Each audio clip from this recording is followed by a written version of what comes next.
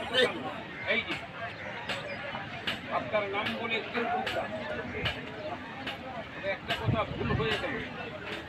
আমি এখন বাঁশি বাজাবো, উস্তাদের ওপরে উস্তাদ নাই।